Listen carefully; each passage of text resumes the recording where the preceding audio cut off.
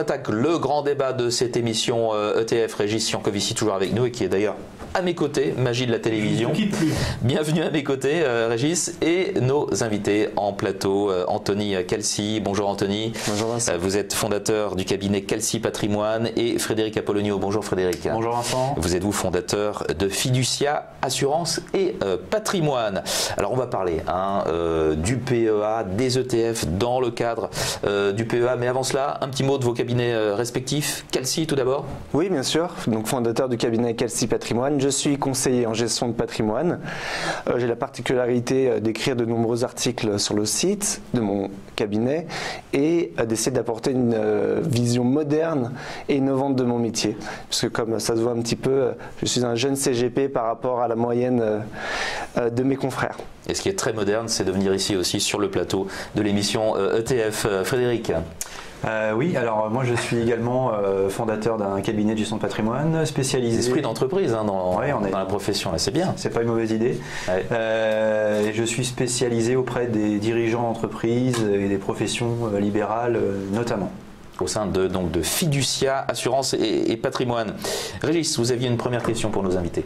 Oui, c'est un petit peu une question rituelle envers les conseillers en gestion de patrimoine qui viennent sur le plateau, parce que d'une manière assez naturelle, les conseillers en gestion de patrimoine ne proposent peu d'ETF à leurs clients. Vous êtes sur le plateau de l'émission ETF. Quelle a été votre démarche pour vous intéresser à ces nouveaux supports financiers ? Premier point, je voulais trouver une solution qui soit gagnante-gagnante et pour le client et pour le conseiller. Le client qui va avoir un investissement à moindre frais, puisqu'ils sont bien sûr à moindre frais par rapport aux OPCVM. Donc, plus efficient sur le long terme en termes de performance, mais aussi plus de visibilité parce qu'il est plus simple d'appréhender un ETF CAC 40 ou Nasdaq qu'un fonds action France. Non. Tout à fait. On sait tous de qui on parle. Et du côté conseiller, et c'est là où on a du mal à percevoir l'avantage pour nous, puisqu'en fait, il faut le dire, on perçoit moins de commissions, c'est le fait de gagner du temps. Parce que c'est beaucoup plus simple de bâtir l'allocation d'actifs et de la gérer en ETF que via des OPCVM. Donc ça permet d'élargir sa gamme de conseils de ses clients et d'améliorer son efficience. Et le temps, c'est de l'argent. Exactement. Frédéric ? Alors moi je rejoins parfaitement Anthony sur la notion de frais, la notion de gain de temps. J'ajouterais aussi, ce qui n'est pas négligeable, la meilleure lisibilité pour le client. Puisque en fait on est souvent sur des ETF qui vont répliquer les indices, donc il y a une lisibilité qui est plus facile à expliquer par rapport à des comptes rendus de gestion ou des rapports de gestion.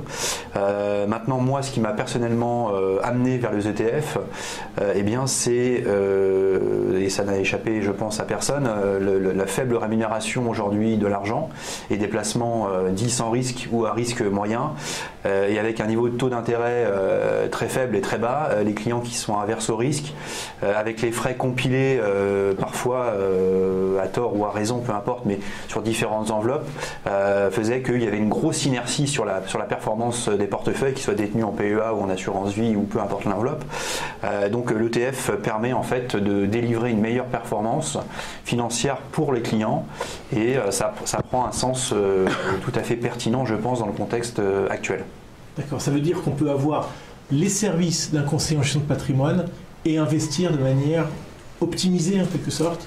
Oui, en fait, il ne faut pas oublier, même si Anthony l'a bien dit, ce qui fait qu'aujourd'hui c'est un sujet qui n'est pas encore, que la profession ne s'est pas encore emparée, c'est tout simplement parce qu'en fait on aurait moins de commissions ou de rétrocessions.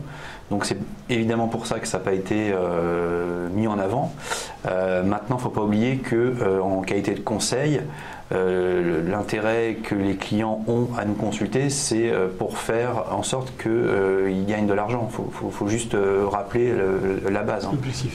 Donc le fil directeur de cette émission, c'est le PEA et l'intérêt de mettre des ETF dans son PEA. Frédéric, on vous garde pour justement nous dire ce qu'évoque le PEA pour vous. Alors le PEA, c'est un plan d'épargne en action, comme son nom l'indique, et c'est en fait un plan qui va servir à investir dans des fonds actions qui sont au moins composés de 75% d'actions cotées européennes. On peut mettre aussi du non-coté, mais je ne vais pas m'attarder sur ce sujet. Et le PEA est un outil, est une enveloppe de détention qui permet une défiscalisation au bout de 5 ans. Donc ces 5 ans, ça passe très vite et vous êtes entièrement défiscalisé sur la plus-value au terme de 5 ans. On n'échappe pas aux prélèvements sociaux. J'allais dire, oui, la CSG, bien sûr. La CSG, prélèvements sociaux, CSG, CRDS, 17,20 aujourd'hui. Pour les anciens PEA, on a encore les taux historiques. Donc, il y a quelques opportunités à saisir pour ceux qui détiennent des PEA. Maintenant, en tout cas, ceux qui ouvrent un PEA aujourd'hui, les prélèvements sociaux, c'est 17,20. Mais la plus-value, au terme de 5 ans de détention, la plus-value, elle est intégralement exonérée et il n'y a pas de plafond pour la plus-value. Donc, ça reste aujourd'hui un outil en termes d'enveloppe extrêmement intéressant, en termes de fiscalité. Et si on intègre des ETF, on peut avoir, au terme de ces 5 années, bien évidemment on peut le garder plus longtemps, on peut avoir des résultats qui sont assez significatifs. Anthony, vous diriez qu'avec la flat tax sur l'assurance vie, le PEA va retrouver un peu la faveur des investisseurs? On l'avait un petit peu délaissé. Alors, je ne suis pas trop d'accord avec Frédéric. Je pense que le PEA ne retrouvera pas ses couleurs par rapport à l'assurance vie. La flat tax, du coup, c'est un partage entre 12,8 d'impôt sur le revenu et 17,2 de prélèvements sociaux. 30% au total. 30% au total. Donc le PEA, on va retrouver maintenant, d'ici 5 ans, des prélèvements sociaux aussi qui vont être ceux au moment de la sortie. Donc 17,2 plus ceux-ci, ça évolue. Donc pour l'instant, il n'y a que 12,8 de différence de fiscalité. C'est le premier point. Et en cas de désavantage, c'est beaucoup plus difficile d'investir son épargne en PEA qu'en assurance vie, parce que vous devez faire à chaque versement, ça rentre sur votre compte espèce, vous devez faire des ordres d'achat, des ordres de vente. C'est beaucoup moins simple à appréhender qu'une assurance vie. Les frais qui sont moins dans le PEA, qui sont un avantage, peuvent aussi ne pas être si intéressants que ça, parce qu'il y a souvent des frais cachés dans le PEA, les frais de courtage, les droits de garde. Et in fine, je trouve que si on n'est pas un gros client ou un client averti, il n'y a pas d'énormes avantages à aller sur le PEA et l'assurance vie gardera énormément d'avantages. Régis, une question pour nos invités. Je voulais un peu avoir l'avis. C'est intéressant de voir effectivement, parce qu'on avait plutôt dans l'idée que le PEA pouvait, justement, du fait de cette fiscalité plus avantageuse, retrouver des couleurs après avoir été délaissé pendant de nombreuses années. Eh bien non, d'où le débat. D'où le débat. Et ce débat, est-ce que Frédéric le partage ? Oui, effectivement. C'est vrai que maintenant, avec la flat tax, on est maintenant sur une tranche, sur un impôt à 12,80 et des prélèvements sociaux à 17,20, donc ça peut effectivement avoir tout l'intérêt de détenir des titres en direct via le compte titre. J'ajouterais simplement que le PEA, pour les actions détenues en direct ou via des ETF, et je pense surtout aux actions détenues en direct, s'il y a un détachement de dividendes, l'opération s'effectue sans prélèvement fiscal ni prélèvements sociaux. Donc si on veut obtenir du rendement, ça peut être intéressant d'avoir un rendement défiscalisé par rapport au compte titre. Après, par rapport à l'enveloppe de l'assurance vie, je rejoins Anthony en ce sens que l'enveloppe assurance vie va permettre de détenir un univers de support plus vaste que le PEA. Pour la bonne et simple raison que dans une assurance vie, on peut intégrer beaucoup plus de classes d'actifs que le PEA, puisque le PEA, c'est que de l'action. Maintenant, il n'est pas impossible de faire cohabiter les deux enveloppes entre elles.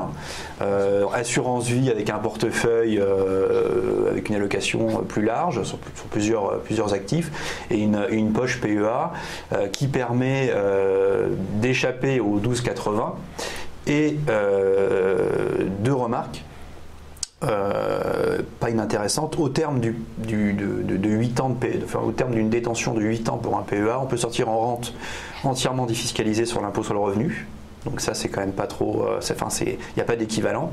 Et le deuxième point, c'est qu'on peut aussi ouvrir un contrat de capitalisation auprès d'un assureur avec une option PEA, et on va retrouver en fait tout un système de gestion automatisé qui peut effectivement éviter ce souci de gestion qu'évoquait Anthony par rapport au PEA bancaire. Anthony, ce serait dommage de s'en priver quand même du PEA, parce qu'il y a deux enveloppes fiscales, deux grands classiques qui restent encore aux épargnants, l'assurance vie et le PEA. Alors moi j'utilise le PEA notamment avec des ETF, mais pour des portefeuilles qui permettent d'avoir une gestion sur mesure et personnalisée. Un PEA avec peu d'encours, un petit portefeuille, sera difficile à gérer de façon efficiente du fait de ces lourdeurs de gestion, de ces frais qui peuvent être pas simples à appréhender. Donc je pense que l'assurance vie restera majoritairement pour les petits, moyens et gros portefeuilles, et le PEA restera pour les clients avertis et les gros portefeuilles. En tout cas, c'est comme ça que moi je le gère dans mon cabinet pour avoir une gestion efficiente. Frédéric, un petit mot de conclusion. Oui, en fait, il ne faut pas non plus oublier et de rappeler que les règles en cas de décès, puisque ce sont des choses qui peuvent malheureusement arriver et qui vont nous arriver à tous un jour ou l'autre. Voilà. Comme disait Churchill, la seule chose qui est sûre, c'est qu'on va payer des impôts et qu'on va tous décéder. En cas de décès, le PEA est considéré comme une enveloppe et un actif traditionnel, alors que l'assurance vie conserve son avantage dérogatoire par rapport au fait que le capital peut être entièrement transmis sans droit. Donc ça, c'était quand même aussi un point à évoquer, puisque le PEA, c'est un actif traditionnel, l'assurance vie, on est encore sur un régime dérogatoire. Mais le plus important, je pense, c'est de bien combiner les enveloppes entre elles et de bien structurer le patrimoine financier de nos clients. Voilà, c'est une question de dosage entre les deux. Merci beaucoup, messieurs, d'avoir participé à ce grand débat. Frédéric Apollonio, fondateur de Fiducia Assurance et Patrimoine, et Anthony Kelsey, fondateur de Kelsey Patrimoine. Régis, vous restez avec nous? Je suis pas loin. Pour la dernière séquence de cette émission ETF, les conseils de J'investis moins cher.